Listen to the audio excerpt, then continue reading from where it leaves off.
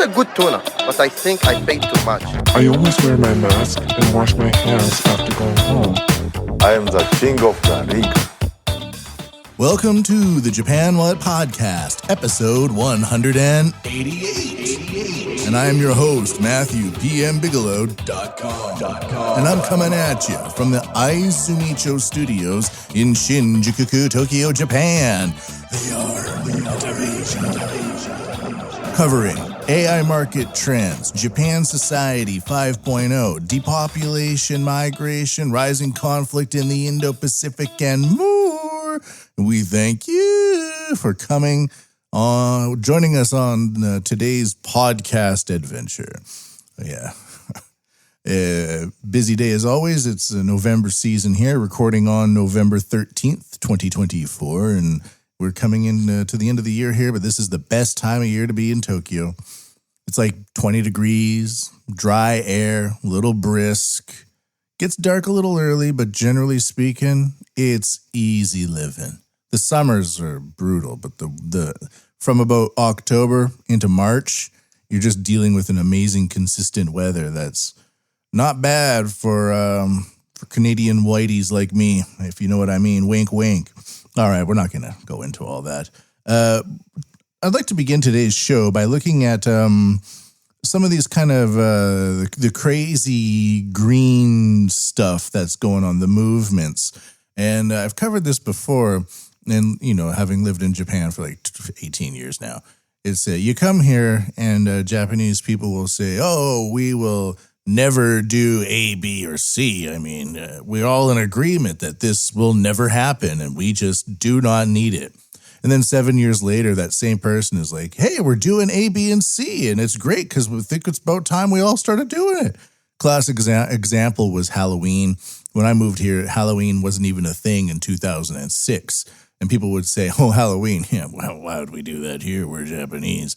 Flash forward 10 years, and it's the biggest Halloween party spot on the planet. And just this past Halloween, major centers like Shibuya had to ban Halloween. They're like, no, it's too much Halloween. Not good. So the same thing happened with kind of the green movement, where I grew up in a kind of a very West Coast liberal zone of Canada, the Pacific Northwest there of North America. And it's very grassrootsy, a lot of granola, a lot of hemp, a lot of dreadlocks, and a lot of people driving old Volvos that be like, yo, hey, man, I'm just going to leave my keys on the dashboard. If you need to move my car, you know, you go right ahead. That type of vibe. And there were always greenies. And then I moved to Japan and nobody's green. And I polled a bunch of people that I used to teach, like, do you talk about global warming? No, we don't talk about global warming. You know, blah, blah, blah, blah, blah. It might exist, but we don't talk about it. But now it kind of does. And it's kind of coming in from the top. So today's first article here, coming to us from the Mainichi, Japan's national daily since 1922, the headline reads, Japan residents invest in U.S. venture releasing aerosols to cool Earth despite criticism. Now, it's one of those things where it's like, I used to listen to kind of offbeat late night radio shows that people would call in and talk about chemtrails, and I'd be like, yeah, maybe, okay. And then it's like, that's just a conspiracy theory.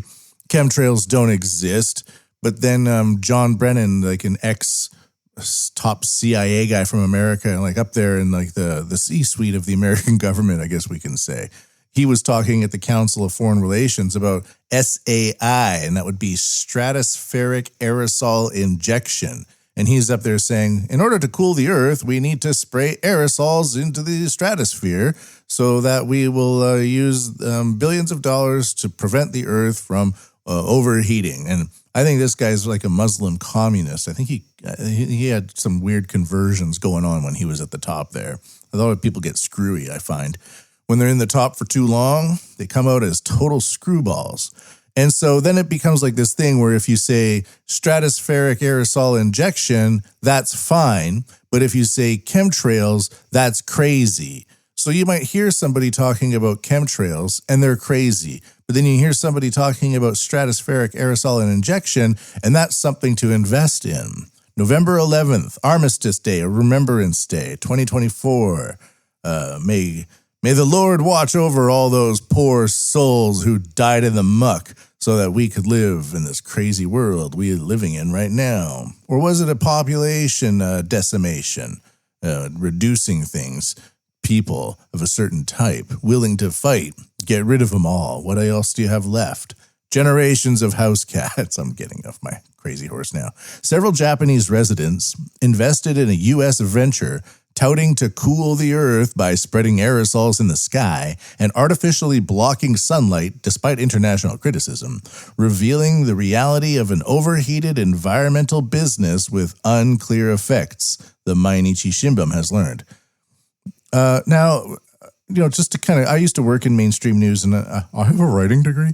I don't like it when people layer in puns for something that's supposed to be this serious. Like, is this a serious topic, or are we just joking? Because they say it's an overheated environmental business.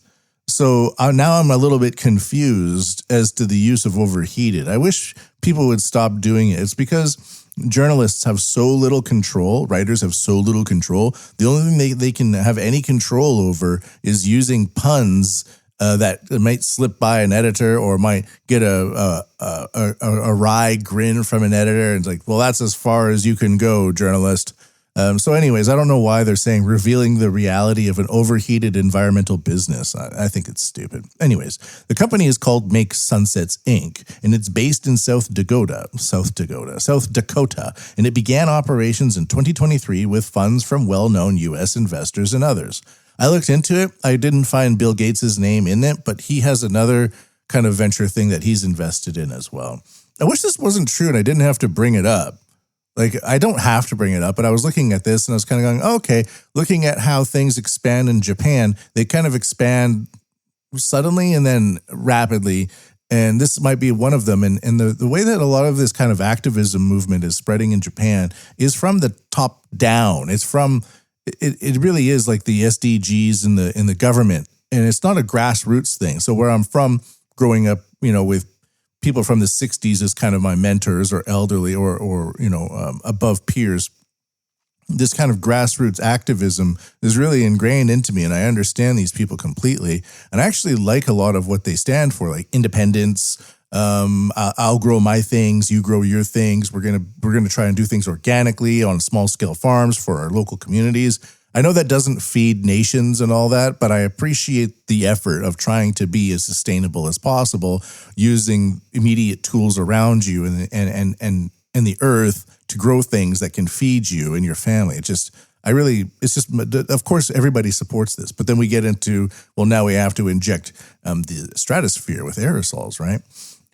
Anyways, so Bill Gates isn't part of this one, I believe, but other companies are, like angel investors and things like that. The company launches balloons filled with sulfur dioxide, SO2, which explode in the stratosphere 20 kilometers above the ground. The SO2 chemically transforms into aerosols, chemically. So they're not chemtrails, okay? They're just exploding balloons in the sky, creating artificial clouds. The firm claims that these clouds block sunlight and cool the earth. The idea was apparently inspired by the fact that the earth is cooled by giant volcanic eruptions. Can be. Make Sunsets, the company, has been calling for investment in the product modeled after carbon credits, which are used to trade greenhouse gas emissions. However, such methods have been criticized around the world on the grounds that they have not been scientifically evaluated and have side effects, but there is no international framework to regulate them. The startup's co-founder, Andrew Song, 38, a TEDx kind of dude, said in an interview with the Mainichi Shimbun that more than 100 launches had been made so far, releasing a total of 73 kilograms of SO2. Is that really going to change much? Based on previous studies simulating volcanic eruptions, Song estimated that his company had offset the greenhouse equivalent to that caused by 73,000 metric tons of carbon dioxide, CO2. However, this is a very small amount compared to the global emissions of around 36.8 billion tons in 2022. On its website, Make Sunset solicits investment by selling its own cooling credits, which it says will offset greenhouse gas emissions by spraying SO2. One credit is priced at $10, or 1,500 yen. Yes, that's how badly the yen is doing right now, which the firm claims is enough to offset the greenhouse gas effect caused by 1 ton of CO2 per year. Okay, I did some more research into this guy, and apparently he'd been like doing this in Mexico with like no authority, just like going into Mexico and releasing these balloons. And when he was like confronted about it, he's like, no, I'd be guilty if I wasn't doing this. So I don't know why Japan is investing in this stuff, but there is a carbon credit market on the Japan Stock Exchange, and it's jpx.co.jp, and this is the carbon credit market emissions trading platform for carbon neutrality. So most of the Japanese large corporations are invested in carbon credits. They have, in addition, carbon credits exchange platforms on its exchanges. And furthermore, I was doing some more research into this like a few months ago, and I covered it on the Japan What podcast. And NTT, which is one of Japan's main telecom industries, and it was, I think, originally owned by the government and then spun out as a private corporation some time ago, have a bunch of satellites, like weather satellites and monitoring satellites around the Earth. And they are offering also like carbon credit monitoring systems using AI in the satellite systems to monitor some South American countries to get them involved into the carbon credit emissions trading scheme as well. If you make sense of it, it doesn't make sense, but like according to their crazy globalist math, their New World Order math, if you have a bunch of untamed land producing tons of oxygen in South America, and you have these polluting zones or industrial zones in Asia, you might be able to exchange credits with South America. So you would buy the oxygen produced by certain areas in South America, and that would reduce the amount of carbon that you are making because you purchased it. And then the people over there in South America would get some sort of value for that. That's seriously how these people think the next economic revolution is going to occur. And that's why we have a bunch of other countries like China and Russia and India and all these other ones kind of going, yeah, we might dabble in that, but you guys are into some really crazy weeds. And this doesn't really happen in the grassroots in Japan, but it comes down from the top. I wonder what the last, under the system, reductions in CO2 and other greenhouse gases emitted by companies and local governments are certified as credits and traded in a carbon credit system. Organizations can convert their credits or excess emission allowances into money or purchase them to offset their own emissions. It is known as one of the economic tools to achieve a decarbonized society. Anyways, I was just... This comes to us from Mayumi Nobuta from Mainichi Shimbun from the Tsukuba local bureau, and they're serious about this. Like for the establishment, this is serious, but chemtrails is crazy. That's how the establishment is mostly viewing this is their logical approach to the Earth. Chemtrails is crazy, but stratospheric aerosol injection to raise carbon credits to trade them to offset emissions is an economic tool that's going to achieve a decarbonized society. It's like I like the carbon. I like the not the carbon. I kind of like the conspiracy people sometimes. They're just kind of fun. It's just like, oh, we're not talking about politics right now. It's like, oh, yeah, and there's might be demons in those chemtrails. Like, yeah, you don't know the thick of it. Well, you just opened up a new portal, didn't you? Because in fact, and they'll go into some other thing where it's like, yeah, demons are in the chemtrails. And you're like, this is awesome.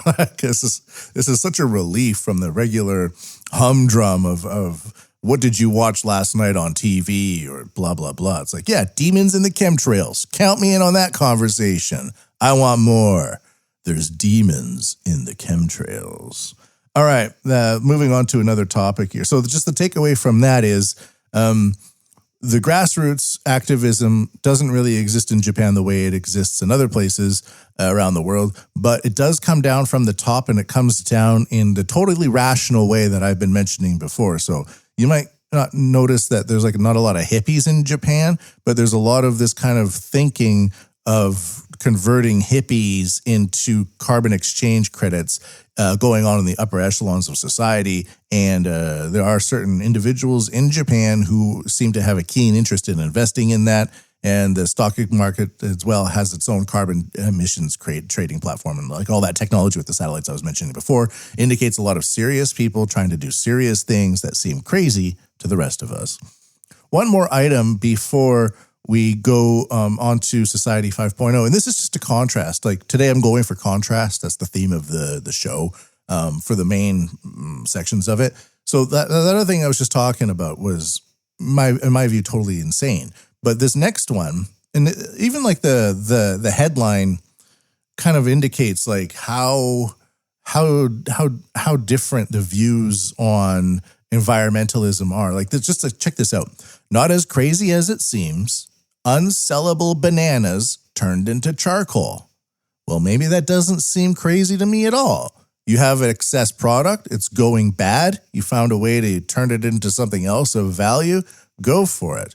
But it's like, whoa, the bananas are becoming charcoal. Hey, you stupid consumer, look at this crazy thing going on in the world. But stratospheric aerosol injection is totally logical, and that's why we have a great trading platform for it. Okay, so that's the contrast. I think you can get it. Fruit processor and vendor Dole Japan Inc. refuses to let bananas that are unsellable go to waste. It turns them into charcoal. It is hoping its banana-based fuel will become commercially available for use in barbecues and other leisure activities early in 2025. Tokyo-based Dole Japan says it aims to reduce food loss. We expect to sell charcoal at certain retailers and online shopping sites, said Dole Japan President Hiroshi Aoki. We will be releasing it as early as next spring, provided our preparations are completed smoothly. Yeah. Hopefully they don't slip on any kind of peeliness. Finicky Japanese consumers shun bananas that have skin blemishes, are bruised, or too big, no matter how tasty they are. Dole Japan said it is forced to discard 20,000 tons of the fruit annually in the Philippines and elsewhere. In 2021, Dole Japan initiated the Multi-Nai Banana Project with producers and other entities to make use of those bananas for drinks and confectionery. About 900 tons of bananas were recycled in 2023 under the initiative. Dole Japan is looking to raise the figure to 5,000 tons within a few years. The commercialization of banana charcoal is one aspect of the project. Burnt bananas are already used in the Philippines for soil improvement. Banana charcoal ignites quickly, though it burns shorter than ordinary charcoal. You know, I'm not sure if this will catch on for like barbecues and stuff like that, but it can be used for humidity control and deodorization too. Yeah, it's hard to get good deodorant in Japan. Why not just take a charcoal banana and rub it under your pits? Weird corner. All right, so that's just the kind of I like these corporate initiatives. I've worked in some big corporations as well, and once you get to a certain size, you have to deal with waste, and throwing everything away is very costly. So if you can transform waste into another product, it doesn't sell as well as the original product, but you don't have to pay for the waste. And why just throw away 20,000 tons of bananas if you can figure out something else to do with them? So yeah, I hope this banana project catches on. And if it was just like a bag of charcoal bananas available, I might pick some up. Use it for deodorizer. I mean, like put it in like a piece of it in the fridge or something like that, or maybe even in a closet when things smell musty. Maybe it would absorb some of that, like, just like this practical home use, because I don't know, maybe it would be useful for that. Anyways, let's take a look at Japan Society 5.0. The fourth industrial revolution will enable us to create a new society. Artificial intelligence will transform the big data collected through the Internet of Things into new wisdom. Society 5.0. A technology-based, human-centered society. The fourth industrial revolution will raise our standard of living and solve various challenges we face. It will, for example, free us from the stress of driving, allowing us to safely visit anyone, anytime. We will have access to the latest medical advancements at a low cost, no matter where we are. AI and robots will enhance human ability and expand our infinite possibilities, helping us enjoy more fulfilling lives. Society 5.0 for the betterment of human lives. All right. That's the Japanese government's official promo video song I got from YouTube for the Japan Society 5.0 initiative or project. It's pushed by top levels of government, top levels of telecoms. When I was working in the telecom industry from 2015 to 2020, quite a while ago now, this would come up sometimes in some of the kind of the upper people in the company that I was teaching at the time. And they said, yeah, it might be a good chance for investment and things like that, or this type of initiative requires telecoms. So, we might find a way to monetize it or something like that. And it's been going on forever and ever since then. And I've been featuring it on the podcast because nobody else does. And by looking at it in such a way, like from an infrastructural level, you understand that Society 5.0, or an all-encompassing view of how AI is incorporated into our lives. It gets away from the two sides of the crazy coin. And I mention this on every show just because some people tune in, some people don't. And it's like once a week, so hear the same phrase. Sometimes it's the two sides of the crazy coin for AI are as such. AI is going to take our jobs, it's going to become our friend, take our jobs, screw our wives, and then kill us. So it's all over anyways, and there's nothing we can do because it's all going to happen, and nothing is going to happen at the same time. It's like that view. And then the other side, like a defeatist, catastrophist kind of a viewpoint.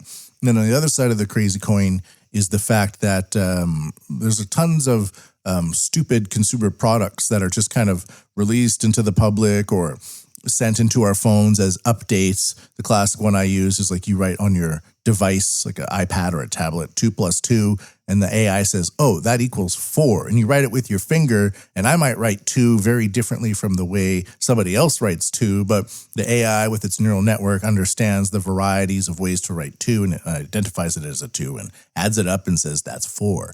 It's like, that's pretty amazing technology, but it's not going to affect much of the world that's going on around us. Like, we're not just going to have people wandering around with tablets doing simple arithmetic all day, are we? I don't think so. It could be useful for certain engineers, I guess, who are running tabulations, or I don't know. But anyways, but from the infrastructural level, we see how it's being put into the things around us, and in a very innocuous way. One example that I covered a few months ago was buses, city buses being installed with AI cameras that look out the side of the bus to monitor construction sites to make sure that they are operating within regulations, or that they have registered to be working at that time with the city government, because the city government sends people out to monitor construction sites to make sure everything's on the by and by, on the down low, on the up and up, legitimate. But with fewer and fewer people working, there's just not enough labor to cover it, apparently, or they figured out a way to replace the workers. So instead of having workers or field agents from the government walking around monitoring things, you just put these cameras into the side of a bus. You don't know it's there, and it goes by the construction sites on its routes, and it checks to see if the construction sites are working in line with the parameters that they are legally obligated to do. It might not be perfect. It might be as good as the people that were doing it before, but you don't notice it. That's the thing. You notice the bus. You notice the construction equipment. You notice the airplanes flying above you. You notice the subways under the ground. You notice the rocket ships and people's devices in their hands. But you don't notice this new technology. So it's pilferating. Is it pilferating? It's entering into the existing infrastructure around us, or seemingly existing infrastructure. It might be a new building, but it's equipped with all these little holes that you don't realize that have sensors and cameras and LiDAR in it. and it's collecting a whole bunch of data around you for this Society 5.0 project that relies on wireless communications and algorithms to deliver goods and services into this new digital economy. This one, I'm going to introduce two topics for the beginning of this bevy. I got a big bevy of Society 5.0 for today. Getting into it. Oh yeah, we got time. And the first two are the contrast. So the first one, and it's not going to be a contrast from the previous segment where it's crazy versus non-crazy.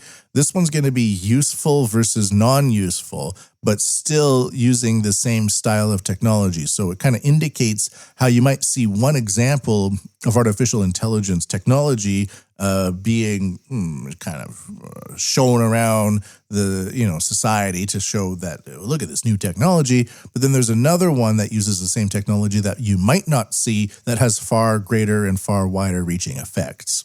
So this comes to us from techblitz.com.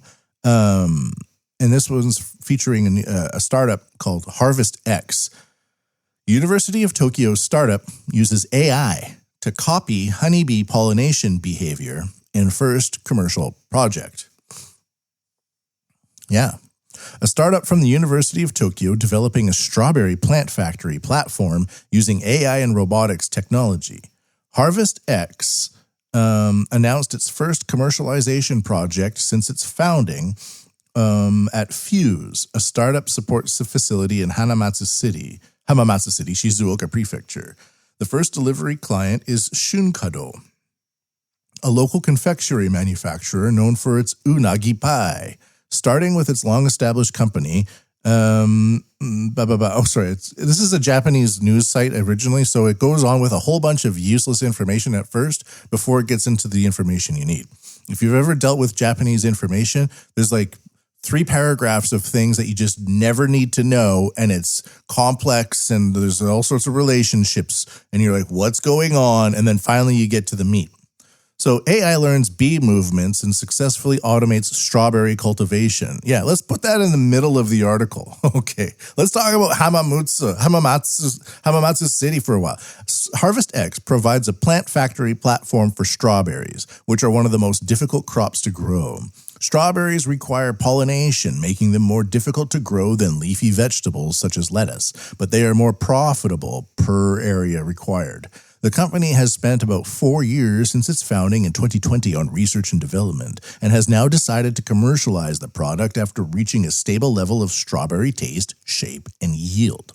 By the way, I found a video of this robot in action, and I'll be posting it up at MatthewPMBigelow.com. It's the official website for the podcast. You can find all the links, photos, some show notes, and some donation ideas like paypal.me/JapanWT. That's paypal.me/JapanWT at MatthewPMBigelow.com. The company has succeeded in fully automating pollination by honeybees, which was a major challenge in traditional strawberry cultivation, by utilizing AI and robotics tech. By analyzing the movements of honeybees, which are the most important point with AI, the company optimizes the pollination operation by a robot arm and uses its own sensing technology in the process of identifying the location of a flower. In addition, the tool used for actual pollination looks like a fluffy balloon attached to the end of an ear pick, but the company also uses a trade secret material to increase the success rate of pollination. The accuracy of pollination by honeybees is said to be about 70%, but the accuracy of the company's robots has reached 90%. The series of pollination tasks is carried out fully automatically by the long, box-shaped pollination robot XV3. According to the president, the amount of pollination work that would normally take several people a full day to complete manually can be completed in just a few hours with the robot. Although there are processes that require manual labor, such as filling the nutrient solution, Hamamatsu Farm can be managed by 1 or 2 people. The facility has about an area of 400 square meters and an annual production capacity of up to about 5,400 kilograms. The company will cultivate Shizuoka origin varieties such as Benihopu and Akihime. All right, I'm gonna leave it there, but Yeah, you would if you went into like a confectionery and they just had strawberries. Oh, you wouldn't know if they was harvested by a robot. But this kind of gets into the point. Like, I'm not a big fan of farm raised salmon, for example. They get out, they're genetically modified, they screw up the environment in which they're in. But if you have robots harvesting leafy greens and strawberries and this uses LED lights, I think, as well, because they can flicker at rates and have rates that transmit information to leaves that make them grow. It sounds crazy, but it's a well-established fact. This to me seems like a much better way to screw around with nature than having fish farms and things like that. So if you went into like, hey, this is farm-raised salmon, or this is a strawberry produced in a warehouse by a robot, it's like the strawberry might be the better way to go in terms of ethics. Not like, well, hey, I bought strawberries instead of salmon. Okay. So the other option here, the contrast that I'm trying to go through here, and this has to do with similar technology, but for something that's very kind of stupid, like a stupid commercial product that people don't really need. The AI binoculars that tell you the names of wild birds by Wired. Wired Japan. Austrian optical manufacturer Swarovski Optik has been innovating optics for 75 years, and now, like many other companies, it's turning to AI to enhance the capabilities of its latest products. This year, the company launched the AX Visio, a pair of AI-enabled binoculars developed in collaboration with renowned Australian industrial designer Mark Newson. According to Swarovski Optik, the AX Visio is the world's first pair of AI-enabled binoculars, equipped with a computer that can identify a wide range of bird species captured through the binoculars. It also has a built-in camera and uses image recognition software to identify over 9,000 bird species in real time, as well as some mammals and insects, making it a very useful pair of binoculars for wildlife observation. Now, who is this for? Who the hell is this for? How often do you use binoculars? How often are you in a position where you're like, oh, what's the name of that bird? I used to know. Man, is that a sparrow? Check with your AI binoculars. It will tell you the name. So this has like AI processing and imaging and an AI camera, and so does the robot. This fruit picking robot idea is kind of old, but it has cameras and it registers color and depth and size. And if it's like if a strawberry isn't red, it doesn't pick it. If it's red, it picks it. Or if it's not, if the flower needs pollinating, it identifies the flower and applies the pollination onto the flower. Things like that. So it's like a camera recognition, an image recognition. And so is this binoculars. It's image and camera. But the end result is very different. Like cultivating strawberries or vegetables and food using this kind of AI camera image recognition technology can benefit a lot of people. It creates potentially a stable supply of something that's coveted and valuable. But looking through binoculars and being like, oh, that wasn't a sparrow. I thought it was a sparrow.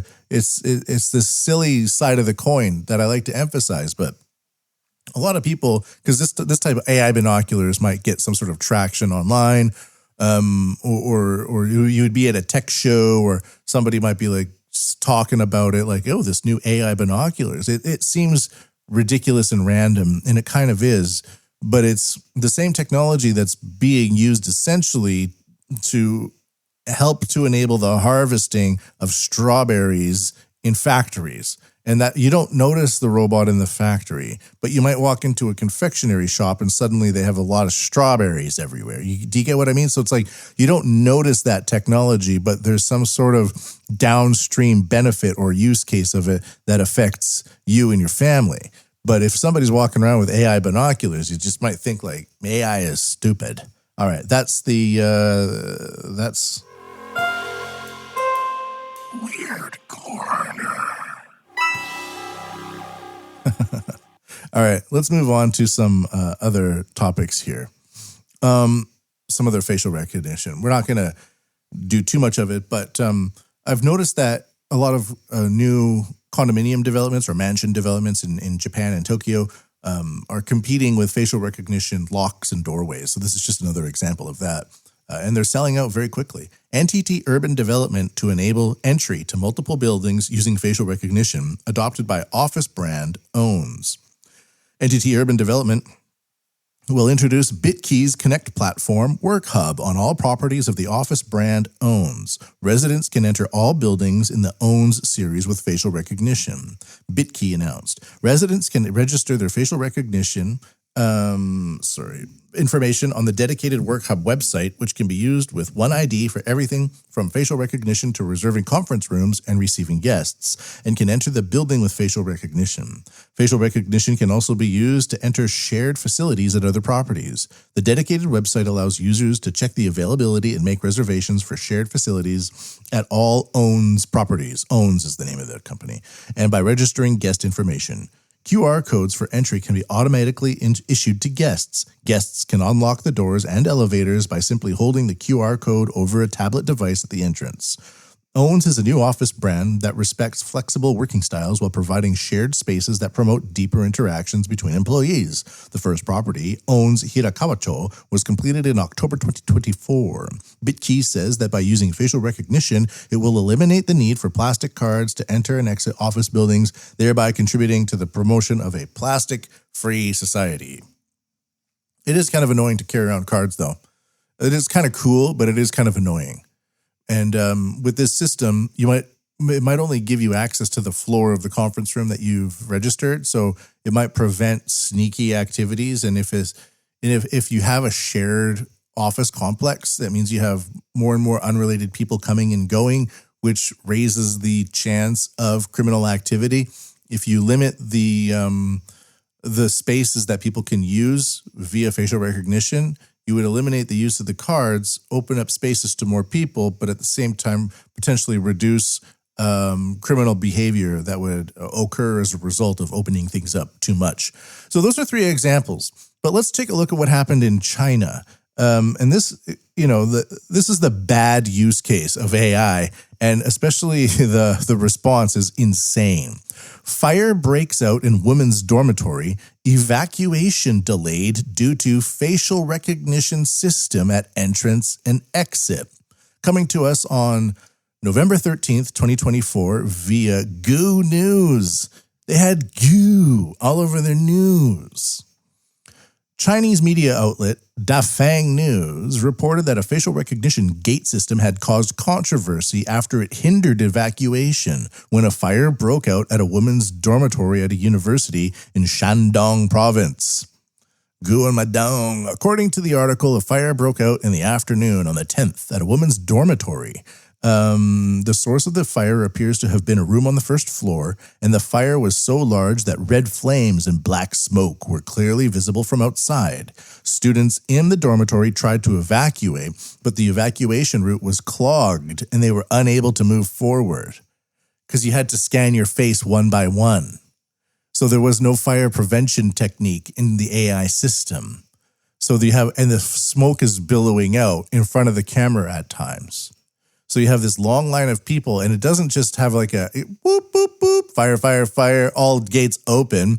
It wasn't connected because you have the people that install the fire alarm system, and you have the people that install the facial recognition system, and they're not the same people, and the systems aren't linked up.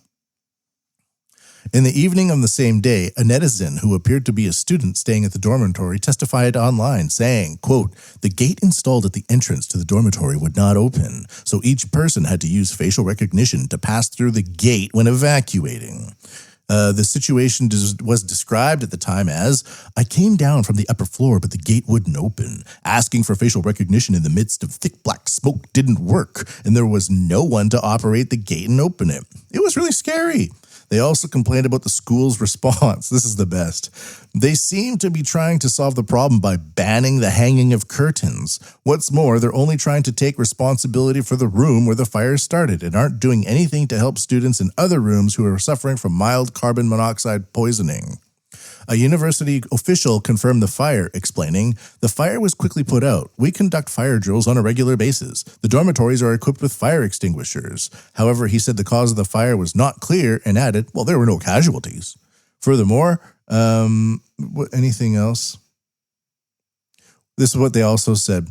Without facial recognition, the safety of the students cannot be ensured. When asked whether security personnel had rushed to the scene, they said security guards from the dormitory rushed to the scene and handled the matter and emphasized it was just a small fire and was dealt with swiftly. So that's the attitude from the officials. Yeah, the facial recognition system is there to keep you safe as the fire is raging on around you, and it won't let you leave until you scan your face to leave the burning fire. That's insane. So it's not as like, I'm not here to evangelize AI. I think it's pretty cool on the infrastructural level. But when you have various of these types of applications being installed into existing infrastructure, like these buses that I was talking about with the AI cameras, that's one thing. But if you have like a dormitory that has one fire system and it's not connected to the gate system, that's not good. But people don't even think about these things because it's just whiz-bang new technology. So it's there to keep you safe until it's not. And then when it doesn't keep you safe, it's still good because nobody died.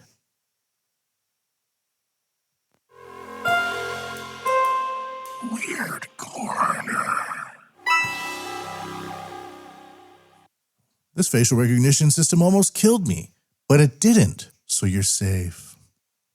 Another one that we're just going to look at briefly, the surveillance camera for nursing care facilities is equipped with new functions such as leave and enter detection and intrusion detection, proving a safer surveillance system for nursing care facilities. I'm part of the Gaijin podcast collective, and we were talking about nursing care facilities and how is it ethical to impose AI surveillance on elderly people who don't know it's being imposed upon them? And I say yes, because they need care. And if you just have more people, it doesn't mean more care. But if you have surveillance, it can mean more care. Like these new surveillance equipment cameras are equipped with fall detection. So if it catches a senior citizen falling, it alerts nursing staff and they can go and find that person quickly and get them the help they need. It also registers senior citizens coming and going from their rooms, trying to get out of the place, and other things like that. And these are all required already by the staff that is there. Staff are required to help them get up when they fall down. Staff are required to know when they are coming and going or when they are trying to leave.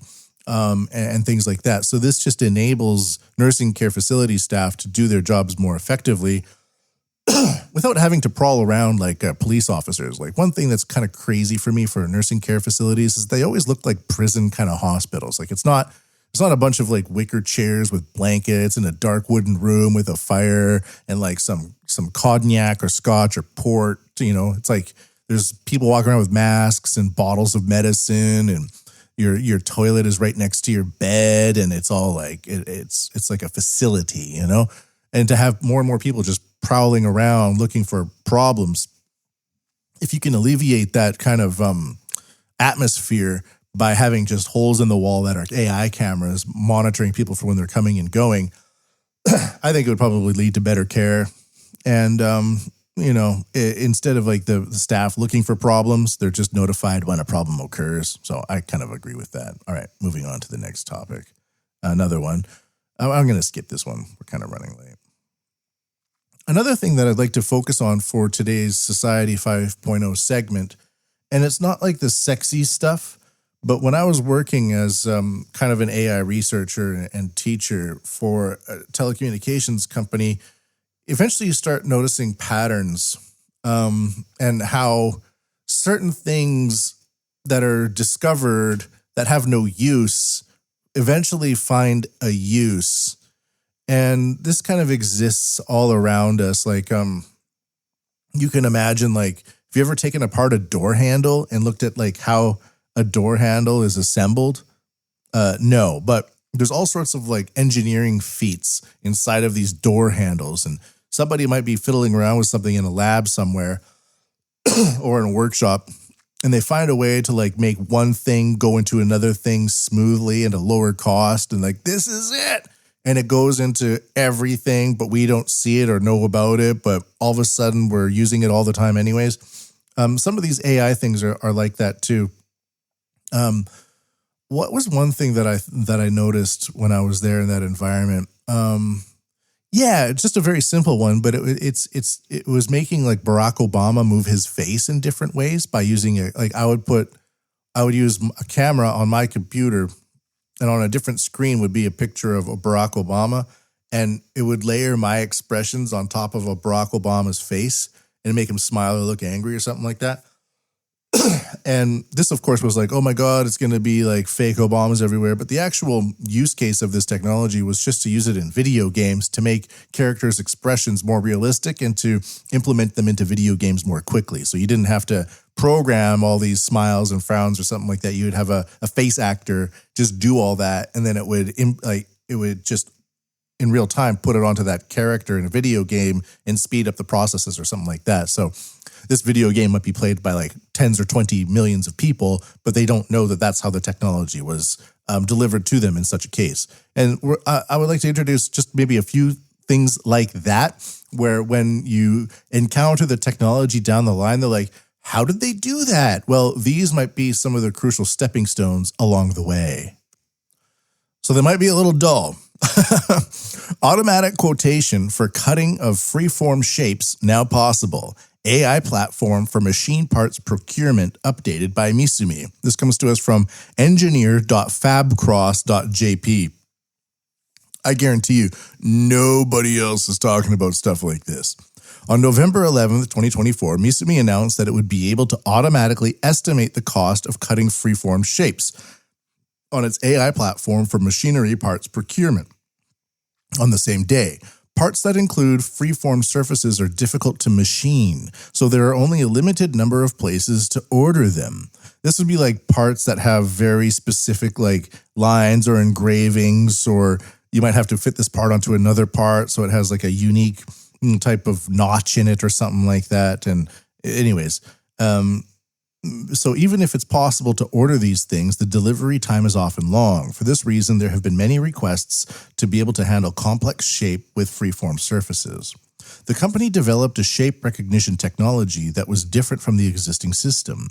By being able to handle radius and mills, that's with a smooth R-shaped bottom cutting corner, and ball end mills with a spherical tip. Yeah, balls with a spherical tip. It became possible to automatically estimate complex machined parts, including freeform surfaces, which were not previously covered by automatic estimation. I guess freeform surfaces would be like individually made surfaces. It is compatible with iron, stainless steel, aluminum, and resin. Compatible sizes are 10 to 600 millimeters in length, and so on. And so that's just an example of, you might be like, 10 years ago, doing something like this would be so expensive, but now it's like a tenth of the price, even with inflation. What happened? Well, this happened. Certain key components were automated, and now instead of taking a long time to figure out how to do it, they automated that process using existing manual techniques that could thereby be automated. A lot of this stuff has to do with like Excel spreadsheets. So by populating Excel spreadsheets with like complex data over and over and over again, and then the delivery time, and then the cost and all of that, and the prices of where you're getting it.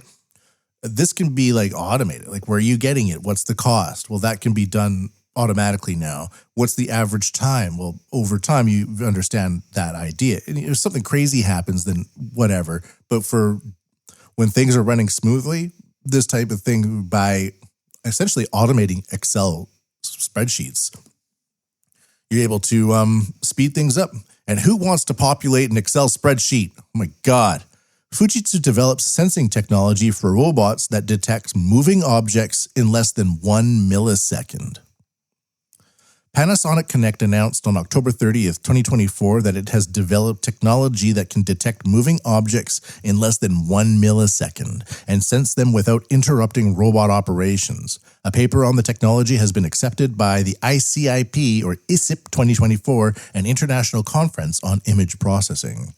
Conventional object detection has been difficult because noise, such as gloss caused by lighting, can make it difficult to detect objects stably.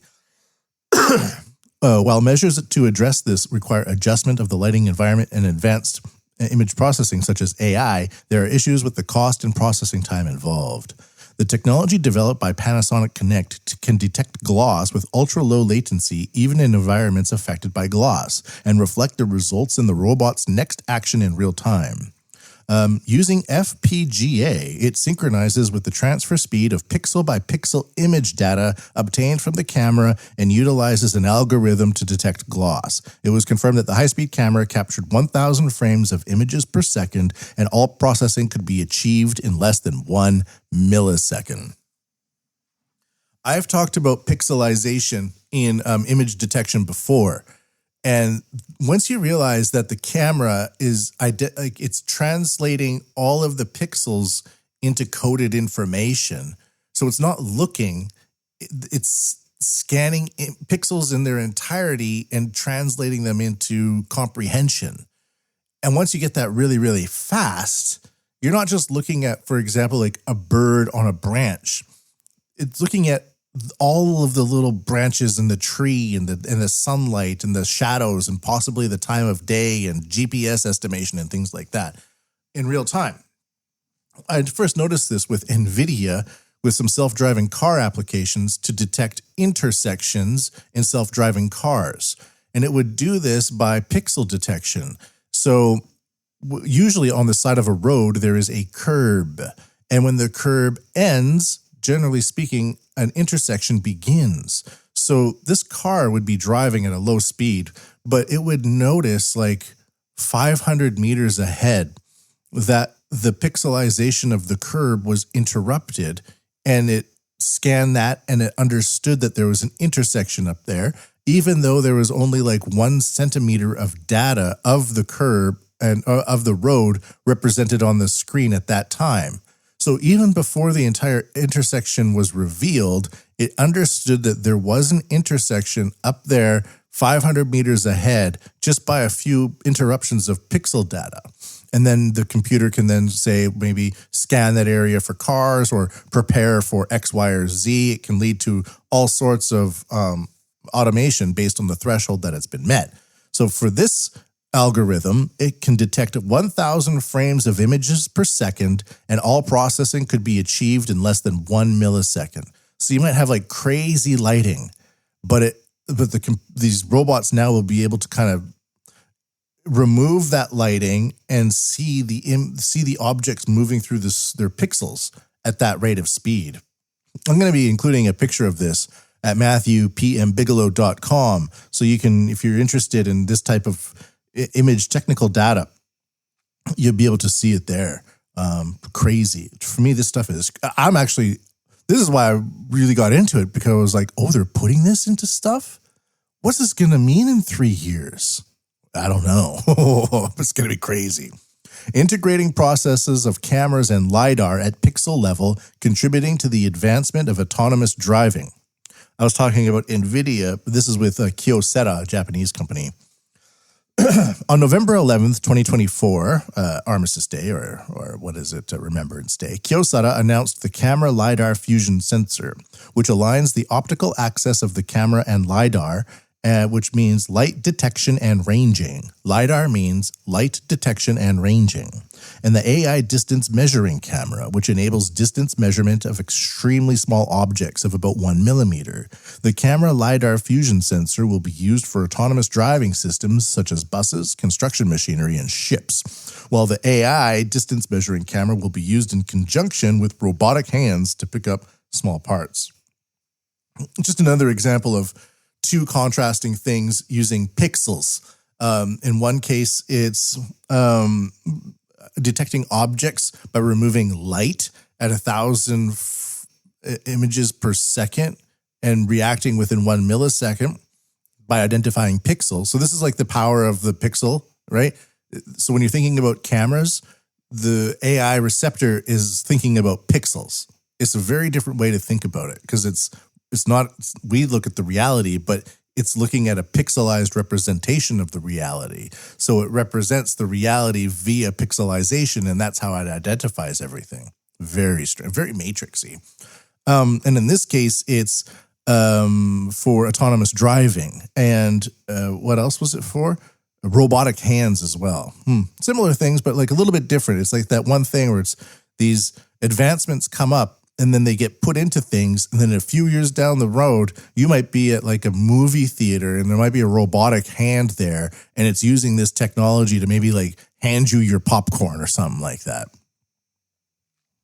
And the last one for today, is that the last one? Two more. Mitsubishi Corporation reforms accounting. So this is coming for your jobs. Excel spreadsheets are in very big danger. Mitsubishi Corporation reforms accounting by extracting documents using generative AI. There are still many paper-based tasks remaining. Accounting is a prime example. When an invoice, this comes to us from xtech.nikkei.com. When an invoice is sent by mail from a client, the details are checked and classified according to categories such as expenses and fixed assets, and the data is manually entered into the system or checked against data already entered. The formats of invoices and contracts vary from company to company, but even with the use of optical character recognition using AI, it has been difficult to improve accuracy and completely automate this area. Aiming for full automation, Mitsubishi Corporation undertook a proof-of-concept experiment. The experiment targeted the business process related to guarantee obligations that are necessary when creating disclosure documents. When an end user uploads a PDF document related to a guarantee obligation to a folder, the AI OCR extracts the necessary data and determines whether a payment record, which is an additional document, is required. The experiment demonstrated whether this business process could be performed without human intervention. So I'm not going to go too much into this because this is super technical. And again, it might be very boring, but this might be something like you might be in a company and it takes forever for the person to come back with a list of documents that you need to follow up on a previous order. And like these giant corporations are doing this constantly.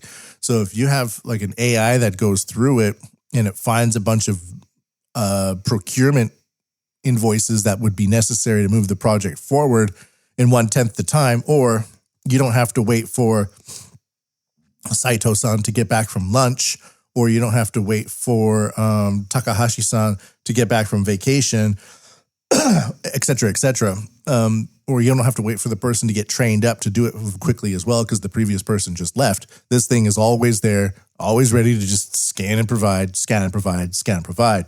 So this is a case where you don't notice it. That's kind of another theme. You don't notice it with your eyes, but you notice it sometime down the road where you're like, why did that take so fast? Or why was this cheaper? Or why is that robot arm able to give me my popcorn so stealthily? Like it's suspicious. It's these kinds of innovations that are developed by engineers that kind of just like the door latches around your house get installed and spread out, and we're just la-di-da, using it as we go. The last one for today. Wow, I've been yapping. First artwork by humanoid robot sells for $1.3 million, coming to us from japantoday.com, from London. It's not about Japan. I'm not going to talk about it too much, but it says a portrait of English mathematician Alan Turing became the first artwork by a humanoid robot to be sold at an auction, fetching $1.3 million on Thursday from November 9th, so maybe last week. I think that most high-level art, in some way or another, is to hold value, retain value. Like if you buy a Monet, an original Monet, it's going to be worth possibly more money later than it is now. So, it's a way to put value into something, to retain value.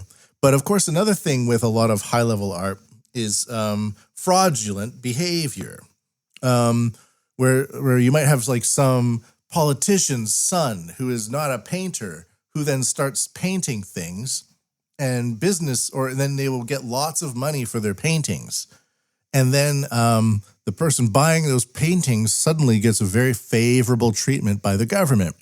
But of course, having that politician's son in there is a liability because people figure out about it and go, oh, you're just a corrupt son of a beeswax, aren't you?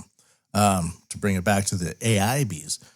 But by having AI automate the art, it reduces the risk in criminal operations for fraudulent art.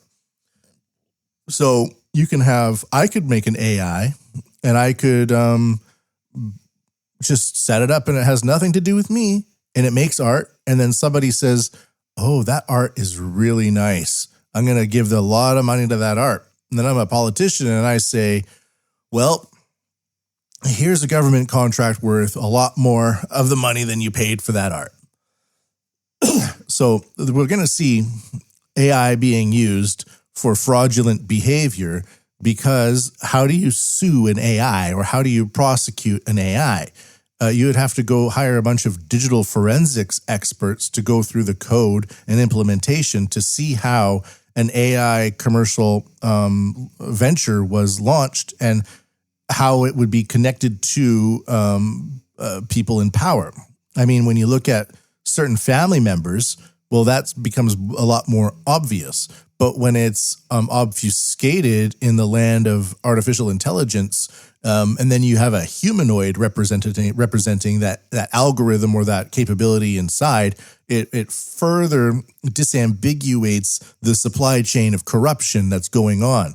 So we're going to see a lot of criminal behavior utilizing AI to cover their tracks and to dance around the experts, criminal experts who might not be well endowed with digital forensics capabilities. So my analysis of that would be go into digital forensics, because you'll probably have a job for a long time, or even training other AIs to hunt digital forensically through potential fraudulent behavior. And you might have to have a human element in that to sign off on it. Otherwise, it just gets out of hand. It just becomes digital forensics chasing down potential fraud, and it's like an AI loop. But to have a human in there checking it might be a good career choice. So if you have a son or a daughter and they're thinking about going into some sort of tech, nudge them into taking a few courses into digital forensics, because it will probably come in useful over the 5 to 10 years. So that's going to be Japan Society 5.0 for today. The fourth industrial revolution will enable us to create a new society. Artificial intelligence will transform the big data collected through the Internet of Things into new wisdom. Society 5.0. A technology-based, human-centered society. The fourth industrial revolution will raise our standard of living and solve various challenges we face. It will, for example, free us from the stress of driving. I take all the headlines and I put them into Grok. And then I ask Grok to turn them into lyrics. And then I kind of format the lyrics. And then I get a AI song maker to review the show by making a song out of it. And that's what I'm going to leave you with for today. So wait around for the song, because the song is coming and it's a nice catchy tune. I'm getting good at prompting the AI into making nice little catchy tunes. And so please consider going to the website, MatthewPMBigelow.com. Check out the links there and the photos for review, especially if you're into the technical stuff. And in addition, we are on Podcasting 2.0 infrastructure. Go check that out at podcastapps.com, or just look up Podcasting 2.0 apps. It's a way to get away from censorious behavior and centralization that naturally occurs at large companies. So you might use YouTube, you might use Spotify. Well, also consider getting a backup. I use Podverse, by the way, for my backup. Podverse, it's a great app. And you can also send Bitcoin through the app. You can send it to me too. So send some Bitcoin there, or just use PayPal at paypal.me/JapanWUT. That's paypal.me/JapanWUT. Thank you for joining the Japan What podcast for today, episode 188. Coming at you from the Aizumicho Studios in Shinjuku, Tokyo, Japan. I bid thee a very happy and heartful and warmful Ja Mata In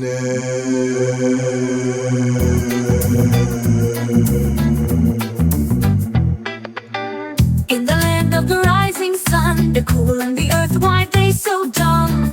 Aerosols shoot into the sky while carbon credits multiply. It's not in the future, it's happening now.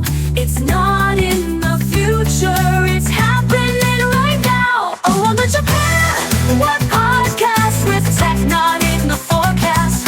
From bananas to the bees, eyes got our jobs on the squeeze. Bananas too bent, now they're charcoal. We don't nature when AI bees patrol. Picky strawberry robots, wild bird names, binoculars for those who can't remember anything.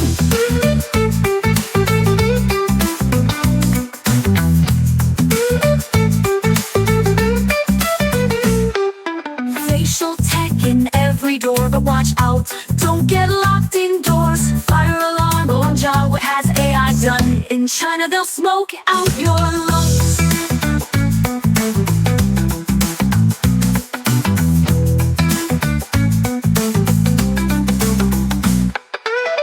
Nursing cams that watch your steps, buses with AI, no more reps. Jitsu's tech so fast it's absurd.